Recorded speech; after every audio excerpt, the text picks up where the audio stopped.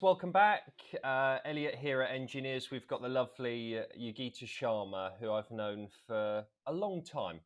And hello.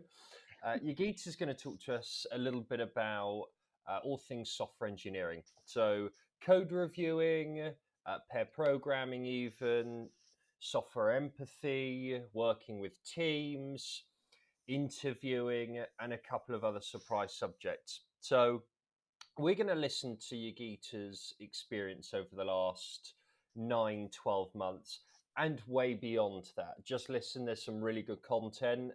Um, she's absolutely fantastic in terms of approach to interviews. So she's going to give you guys some real good insight. So, Yogita, do you want to just kick us off with your background and the last 6, 7 years in software engineering and what that's really entailed for you? Hi, Elliot. Thank you for having me here. And as you have already introduced me, my name is Yogita. I have been working in software industry for a little over 7 years now, and I have worked on developing Linux monitoring solutions, developing event sourcing systems, configuration systems, and I have recently joined Kareem around 7 months ago. So now I'm working in the whole delivery industry, food industry, and the super app industry. Uh, I have mostly worked as a backend engineer, apart from the starting 2 years where I was in front end for a very brief period of time. I enjoy what I do, and I think that software engineering requires commitment to incessant learning, and that's what I had been doing and having fun. Yeah. Talk to us a little bit about those learnings for you then, because obviously I know some context. We know each other for a little bit of time. So talk to people about your just ever loving need for learning. Talk to us about that.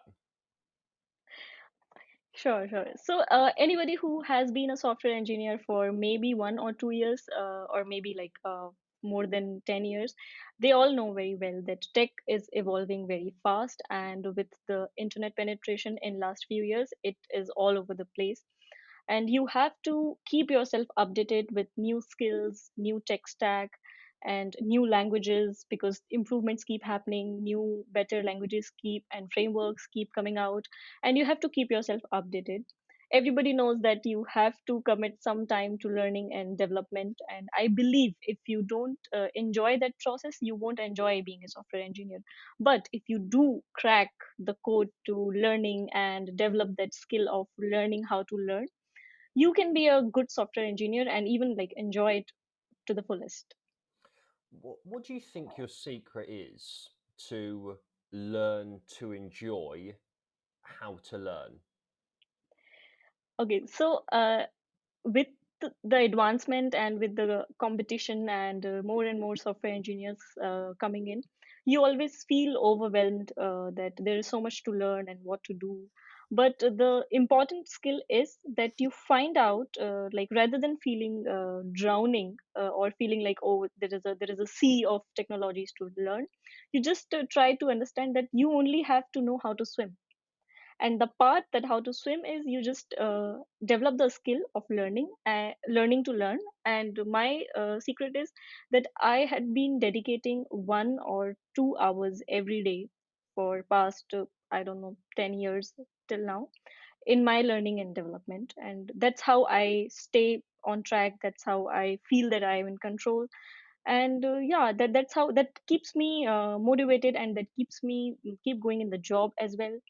So that's the secret. It's like little bit of time every day, even if it is 30 minutes or an hour or 45 minutes. It can be at the starting of the day, it can be during your lunch or break, or it can be just like one day out of your weekend. I mean, whatever works for everyone. Have you ever missed a day?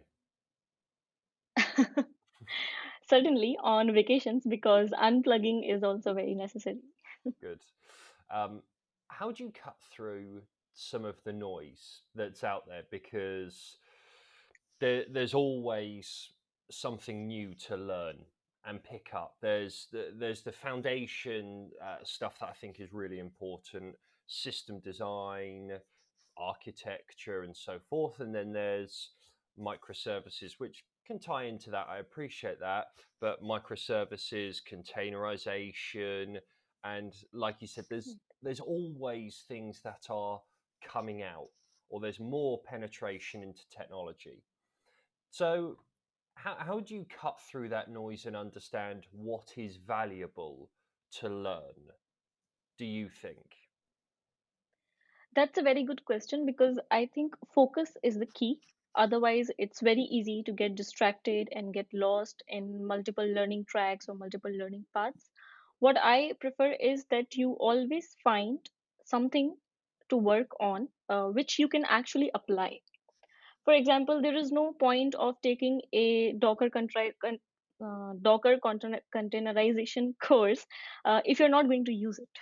There is no point of learning microservices if you are not going to work on any of the microservice.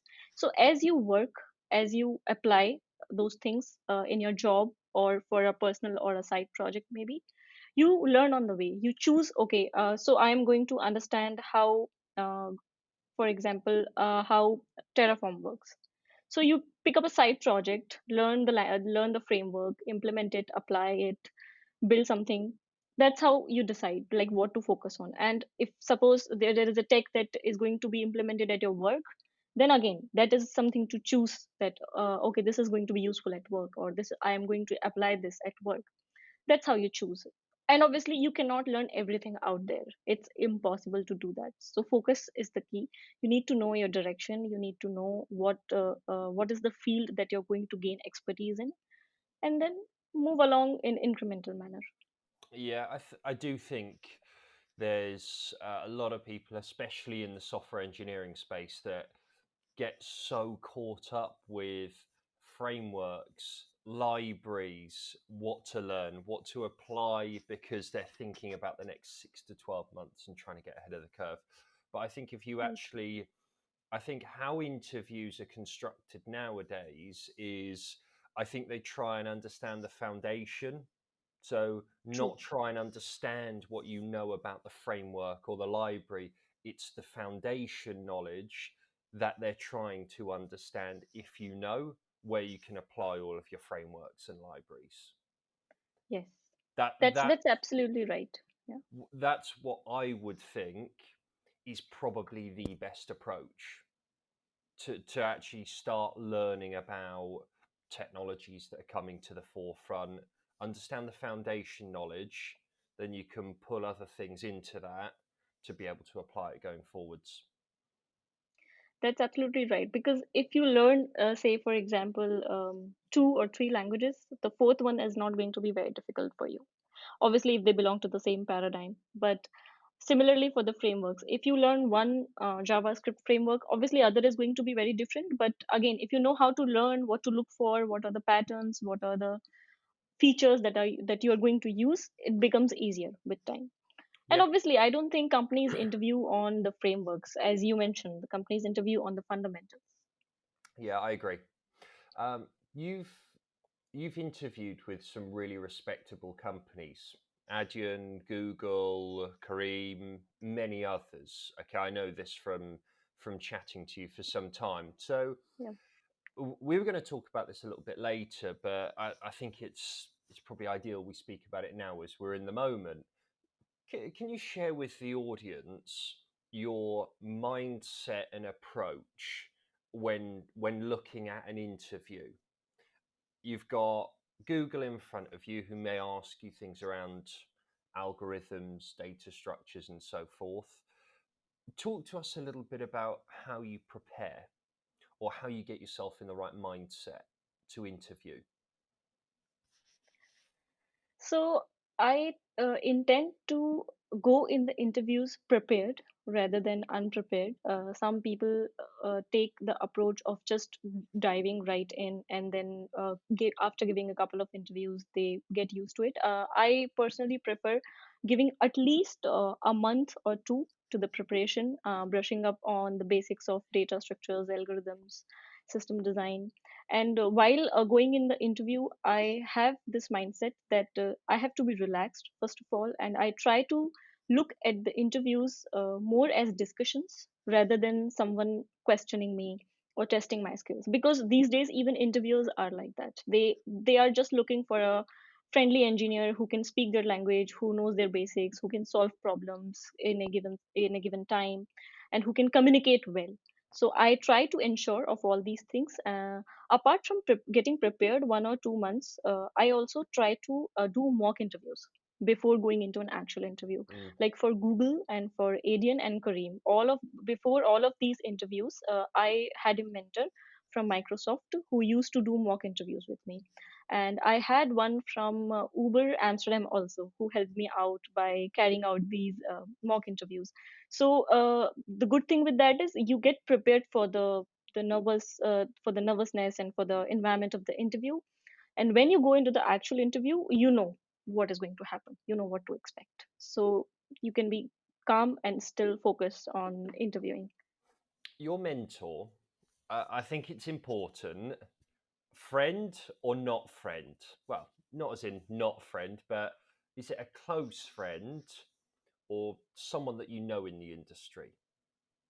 Okay, so both the mentors that I had were not my direct friends.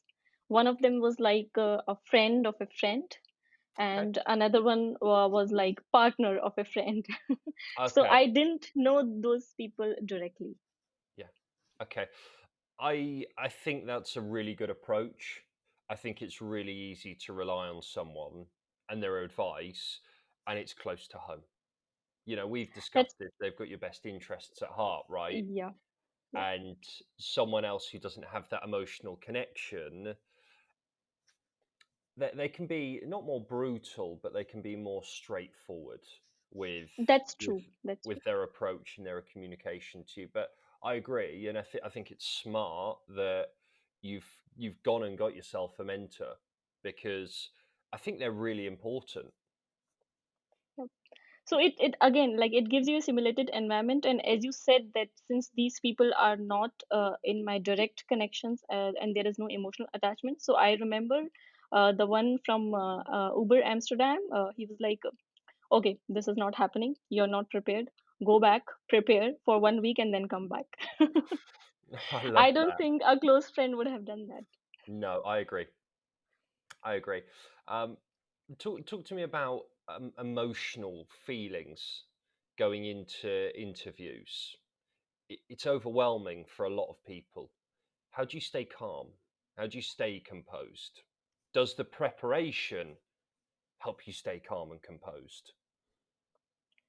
Yes, so that's the one part, that the preparation actually makes you feel confident. You have this at the back of your head, that I have solved problems, I have did mock interviews, and I know where I get stuck, and I know how to unblock myself, and I know how to communicate my thoughts to the interviewer properly. So that certainly helps. But having said that, the moment you step into the interview room, the interviewer comes, you get nervous, you cannot help that. So just try to I just try to break the tension by being over communicative, and I will say, hey, how are you doing, and okay, I'm going to talk a lot throughout the problem solving, and I'm going to speak my thoughts out to you until you ask me to shut up.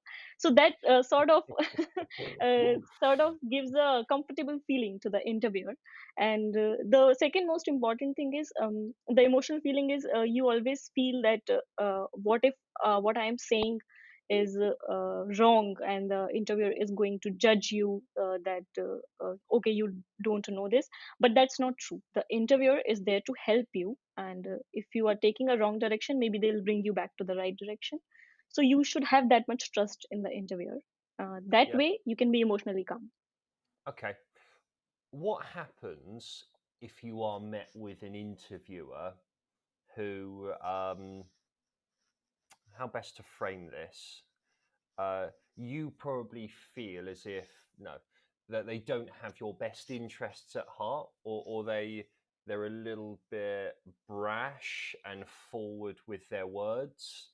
Have you ever experienced that? And how do you or how do you try and counter it? Believe me or not, this has happened. that while writing the code for a dynamic programming problem, I made a mistake and I had the wrong assumption and I made a mistake and I felt the interviewer. So basically, if you try to tell the interviewer that you know something and you don't know that, it Mm. actually tends to piss off people because they are like, be honest. If you don't know, if you don't know. But sometimes Yeah. there are misunderstandings also. Some making mistakes in an interview, like you have to prepare for it, but sometimes it's inevitable, it happens. So I made a mistake and the interviewer started like questioning me again and again, like one by one. Why did you say that, or what do you mean by this? What Mm. happened? No, go back. Why did you do that? They dig. So They yeah, they dig, really they dig. they really dig. So the reality, the point there, I mean, how you try to handle it at that point is you do a reality check that one, either you have made a mistake, two, Mm. you have not made a mistake but the interviewer is misunderstanding you. Yeah. If you have made a mistake, just take 2 moments and tell them that, okay, hang on, let me try to go back and see what I have done wrong. If you have not done a mistake, again you can go back and prove it to them that no, I think I made a mistake in explaining, but this is what I was trying to do. At this step, I was going to try to save some states and then use them later on. And like you explain the problem. Yeah. If you are right and you come out as honest, it seems to calm them down. But if you start arguing, Yeah. then you have lost it, you have lost the game there. Yeah. Yeah. So I the agree. key there is to not take it personally. Yeah. What you've just said is really key. It's not personal. I really don't think it's personal. I think to summarize, I think what I'd say that really helps software engineers is preparation. Like you've said, it doesn't have to be 2 months. Don't panic, everyone listening. But it doesn't have to be. It doesn't have to be 2 months. But I do think preparation is really key. Understand what might be expected of you, whether it's an exercise around algorithms, data structures, like we've mentioned. Start preparing, start doing a mock exercise, get yourself in that zone. If it's maybe a high level architecture conversation or code reviewing, and we'll go on to code reviewing in the next couple of moments, then start getting into that frame of mind. Where I see people not do as well as they can, and it's frustrating for them, of course, is I think preparation. I'd say Yes. take accountability outside the interview, and like we've just said, preparation inside the interview in terms of, is this me? Could I do something different? Start taking accountability is what I would say. Yes, yes. That is the absolute key. Like if you prepare, you have done, you have won half the battle. Yeah, good. Code reviewing. Talk to us a little bit about your experience of code reviews. Do you like them? Do you dislike them? And such, and we can dig into some of that. Okay, so I think code reviews are like workouts. You don't like them, but they are very necessary. I do actually like working out, but Okay, so that means you have gotten to that stage of yeah, I've pushed myself unblocking. to it. Yeah. Yeah. So code reviews are obviously necessary because when you are working in an environment where your code has to go in the production, it has to be stable, it has to be well tested, it has to cover all the cases, and it should not break the existing things. And obviously, as a developer, it is your responsibility to make sure of all of these things. But sometimes you do miss things, sometimes you do miss cases, sometimes you the approach that you have taken is not as optimized, or the convention that you have followed is not as per what the company convention is. So for multiple reasons code reviews are necessary. It's just a way to stop any wrong code or any bugs or any wrong code from going to the production. So definitely code reviews are necessary. Now, talking about liking them, I don't think anybody likes code reviews, but certainly people are always scared also that Is it I like don't know what is watching a going to happen. recording back of yourself and thinking, oh no, did I say that? Or do I look like that on camera? Is that what it's like? Yeah, so you are expected to like do a self review of your code first. Okay. And again, there are blind spots. When you are looking at your code, it looks fine, you have written test, it works fine, everything. But when someone else is looking at it, they will point out or find out something that you have missed. So it is important. And I do feel that those are very necessary, and I try to get code reviewed as much as possible. And obviously then there are comment wars and discussions and the people don't agree. Sometimes some code reviewers are too direct.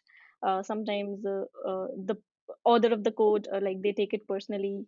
So there are many things. Even an emotional element is there when people write code. So the key here is to like detach yourself from the code. Don't think of it as your code. If you have submitted a code for reviewing, if somebody else has submitted the code for reviewing, the reviewer is going to have the same comments if the code is same. The reviewer won't think that okay, A person has given or B person has given. They are going to give the same review because it is about code, it is not about you. So the key here is not to attach your self-worth to the code, but do strive to get better. When you get comments, when you get improvements, just try to learn from them. Look at the comments of code review as an opportunity to learn rather than as a sign of criticism. And even if it is a criticism, it's okay. We have to take life with a pinch of salt sometimes. So it's okay. I love your attitude. You're an inspiration to us all. How do teams start to introduce code reviews? And is it the most senior person that does the code reviews? Talk to me a little bit about that. And let's just say if people in the audience are thinking about introducing code reviews of different ideas to their teams, just about your Yep. experience. So it depends from company to company. Like some companies which have more of startup environment and startup pace, they just employ one code reviewer. So like if one person has written code, only one person has to approve it, and mostly that person is going to be either a senior or a senior on that team who has the Mhm. knowledge of that code base. Bigger companies sometimes may employ two reviewers, and until you get two approvals, you might not be able to like merge and ship your code. Again, those two people are either at your level or slightly at higher level than you, or maybe it can be your peer or junior as well if they know about that piece of code. So you have to just consider that who has the knowledge of that code base and who has the expertise. And again, sometimes there are designated code owners or service owners, so sometimes their approval is also necessary. Okay. Have you code reviewed people before? Yeah. Okay. What's your approach? Okay, so I try to uh, watch my language a lot, but sometimes I try to separate my comments in like p0, p1 and p2. So if I will like write like p0, that means this is something critical, this you have to fix, you have missed a case, or there is a bug, possible bug. P1 is like some changes related to the pattern or the design which like you may or may not implement, or maybe like logging, that you have to log something which is like debatable. So P1s are like those. So P1s usually start conversations. So I like those type of comments. And P2s are mostly that I code in certain way or I follow certain style. It's up to you. If you want to implement, it's fine. If you don't want to do, it's fine. But sometimes it happens that there is a time crunch and you have to get other things done. So suppose by mistake somebody has written in a wrong format. So instead of writing that please check this format or please correct this format, I might end up writing this looks messed up. So I try to avoid So that what a goes lot. quite eloquent and polite goes to this is bad. This needs fixing. Yeah, so I try to avoid that a lot, but sometimes it just happens, and then I try to like correct and maybe like ping the person and say that it was just a small thing. But I understand if it happens with other person also. Like if someone is reviewing my code and they are being a little assertive or little harsh, I don't take it to heart. Maybe for a moment, but not more than that. Okay. I like that approach. Even there's similarities with you. I like how you take accountability for even approaching interviews to during interviews to code reviewing. You take accountability for yourself to learning, to maybe a misapproach with some code or something in the interview. And I think a lot of people listening will be able to take away from that and think, actually, bit of introspection. Could it be me? Could I do something differently with my Yep. preparation for interviews, or maybe how I receive feedback? Because that's what helps people grow. They may not see it so much, but I think that's what helps people grow. Yes, that mindset that this is a learning opportunity actually helps you develop a better strategy to deal with it. Otherwise, if you Mm, keep getting code review comments and you keep getting riled up because of that, it is not good for your mental health also. yeah, I So agree. as you summarized, just like it's a learning opportunity. I guess it is a cycle, though. I guess your preparation, desire to learn and better yourself, positive mindset, and then maybe some setbacks. That cycle just starts again. Yeah, I don't think I could have summarized it that well. Yeah. Okay. Fine. That's how I see it. Talk to me a little bit about software empathy then. So, what does that mean? So, I mean, this is a very known topic and everybody knows about it, but implementing it in real life is very difficult because, again, you have to do a lot of work, you have to finish a lot of goals, and tend to miss this. But software exists to make life simpler, to make lives better. Like you have Apple Pay so that you don't have to carry your wallet all along. You have companies like Uber so that you can have a ride, right? So, software empathy is you have to empathize with the person who is going to use your software. That can be an end user, that can be another developer who is going to depend on your code. Like if you're writing a library and other developers are going to use it, and the user of your code can be a QA person who is going to test it. You have to be empathetic towards all of them, so your code should be making lives easier. It should be helping people. It should not be causing havoc in their lives. So when you're writing code, when you're designing something, you have to make sure that you understand the requirements very clearly. If you don't do that, you end up writing complicated code which is full of bugs and unpredictable things, and it ends up in serving no one. If you are not empathetic towards the peer developers or for the developers who are going to use your code, again you're going to make life difficult for them, because if your software behaves in an unexpected way or there are issues, they will come back to you and say, look, this is not working because of your library. We are stuck and we cannot move forward, we are not able to build upon it. And same thing is for QA. So I feel that the job of QA engineers is to assure of the quality of the software that you have built. Their job is not to correct your software. Obviously, they have to find bugs, but you have to be little empathetic towards them as well. So, I mean, everybody is preaching about this, and this has been around industry for quite some time. That write tests for your code as a developer. Test your code as much as you can.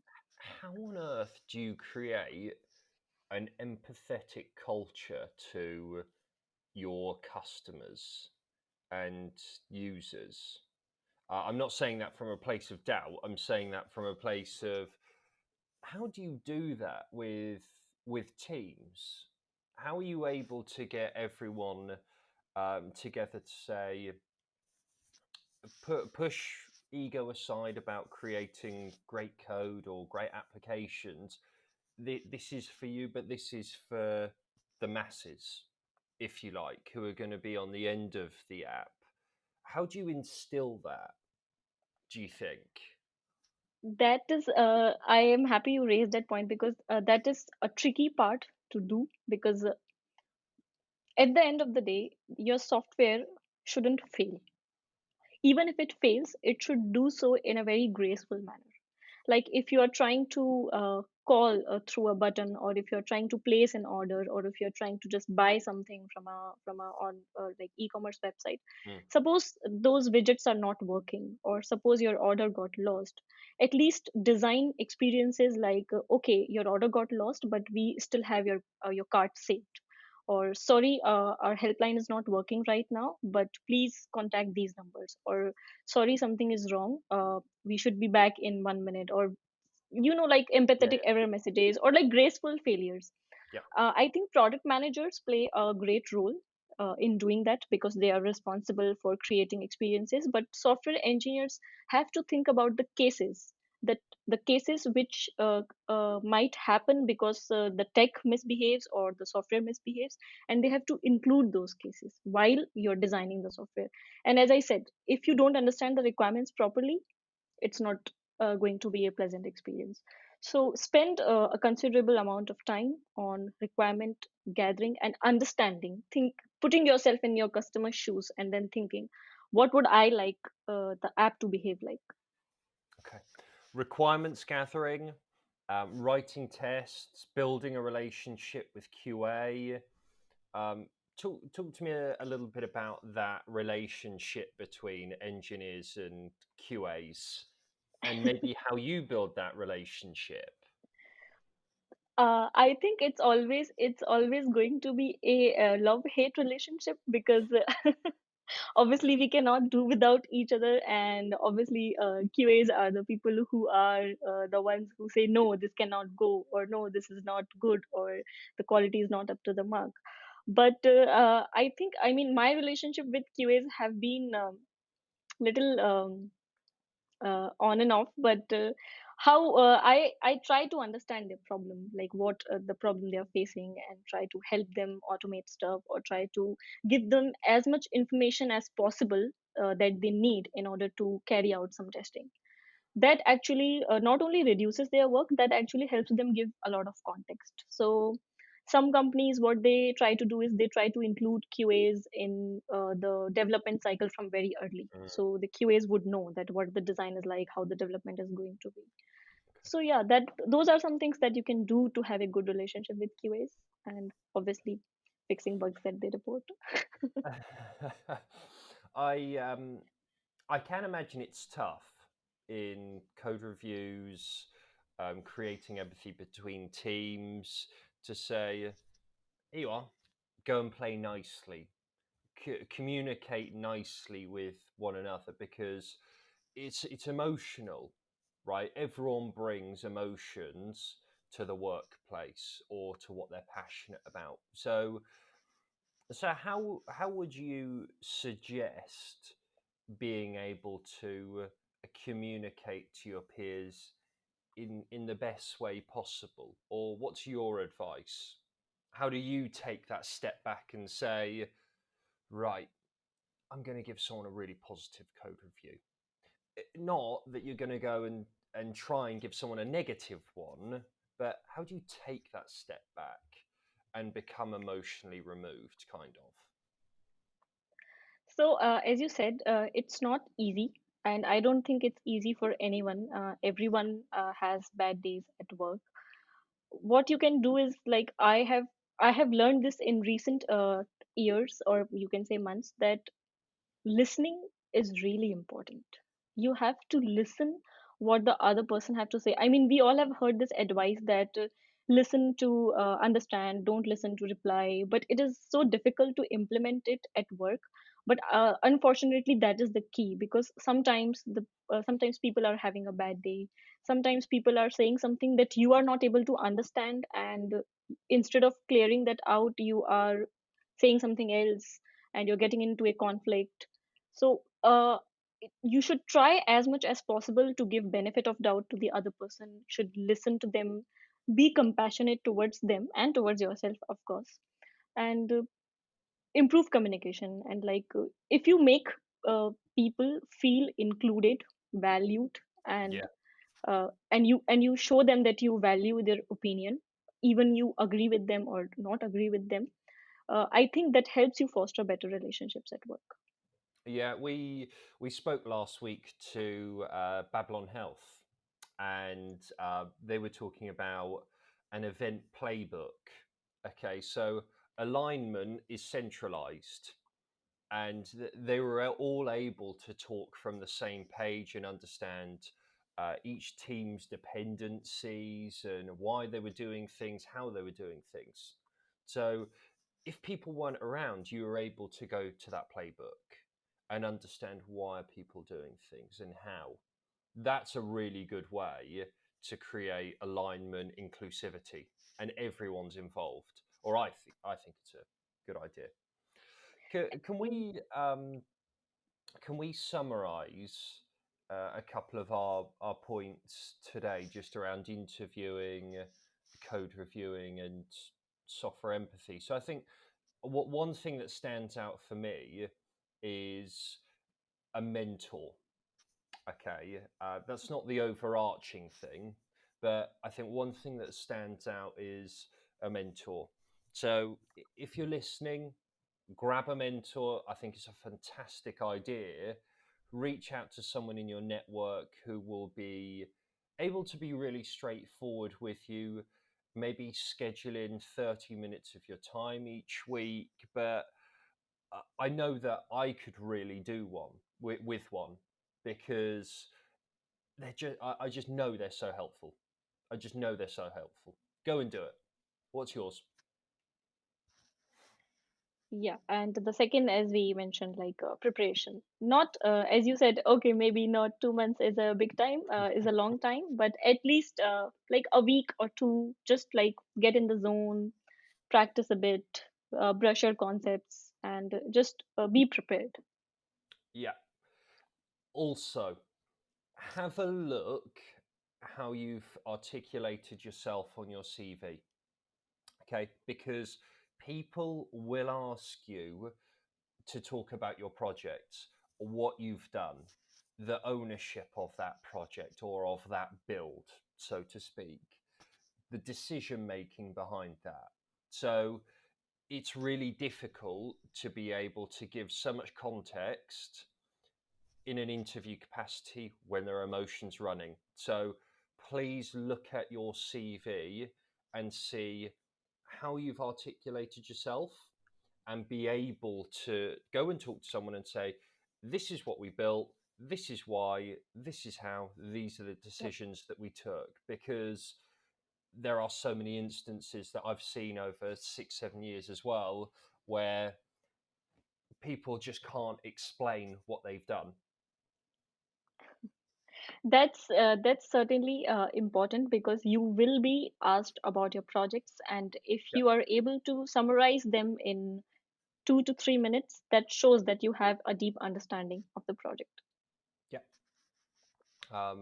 What about some other points? Mentor, preparation, um, accountability. Accountability is a great one. The cycle that we discussed, take accountability for code reviewing, interviewing, and have some introspection and think, okay, is this me? How could I positively impact this situation? Be kind, communicate well. They're things that stand out for me. That solves a lot of problems, being a software engineer, if you are accountable. Good. Um, have you got anything else that you'd like to share with us? They're massively insightful pieces that will no doubt help a lot of people, and I'm sure people will reach out to you. Have you got anything else to share? Yeah, just one last point, that general tips of software engineering that we talked about, code reviews and learning and interview preparation. even after interview preparation and getting a good job at a good company, still you have to excel as a software engineer. So the key here is like enjoy the process, be in love with the process of learning and becoming better at your job every day, being a better version of yourself every day. And this effort is going to add up over years, and you before you become an expert, you would not know that it happened in such a short time. And we've got your TED talk coming soon, haven't we? You're an inspiration.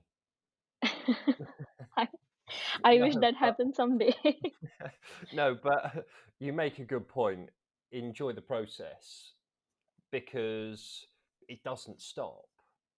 It It does. doesn't stop. Whether it's gym, like you said, code reviewing, or moving up the chain if you've got aspirations, it doesn't stop. Enjoy it. Yep. Yogita, thank you so much for joining us. You know, I do really appreciate it. There are going to be hundreds of people that appreciate your insights as well. Please reach out to Yogita on LinkedIn and ask her questions. If on the odd chance you want to ask me a question, then feel free to ask me a question. Please like, share, subscribe, do all of that fun stuff. We're across YouTube, we're across Twitter, LinkedIn, the usual places, Apple, Spotify. Um, and if you want to come and share your stories of what your company is building or the impact that your team have had or ownership of a couple of projects, then hit us up. Come and talk to us. Come and share your story like Yogita's done. Once again, thank you, Elliot, for having me here and letting me share my insights. Absolute It was pleasure. just fun last 40-45 minutes. No, absolute pleasure. Absolute pleasure. Everyone, have a lovely weekend. See you soon. Bye bye. Hey guys, thanks for watching this episode. Massively appreciate you listening and checking in with us. If you want to find out more about us and what we're doing, please check us out on social media. What we're trying to do at Engineers is build a community to drive knowledge sharing and experiences. On Twitter, we can be found engineers.io. It's no underscore. We've also got a website which is engineers.io. These links will all be posted in the description. Any feedback and comments are massively appreciated. We're always looking to improve on where we can. Thanks, guys.